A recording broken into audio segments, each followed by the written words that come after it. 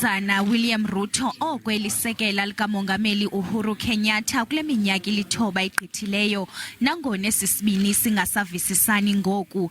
Umnumzana Ruto uceba ukusebenzisa inqumbo yabemi belilizwe abangathathi ntweni ukugaya inkxaso kwaye uthi uza kuseka ingxowa-mali eza kunikezela ngemali-mboleko kumashishini amancinci. I want to ask all voters like myself to do this exercise, go vote peacefully and intentionally and deliberately, so that we can choose the men and women who have a plan to take our country to the next level.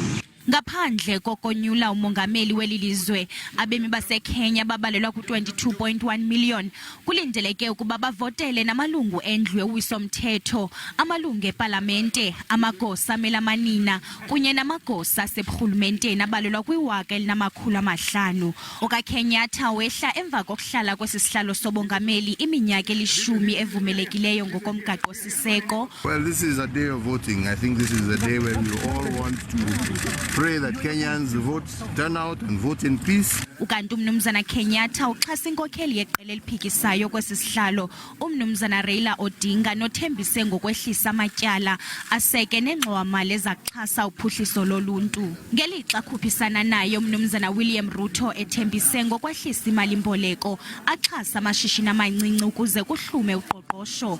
Ukanti unyulo lwangaphambili belwambethwe ludushe nezithyolo zokuphekwa kweziphumo zonyulo.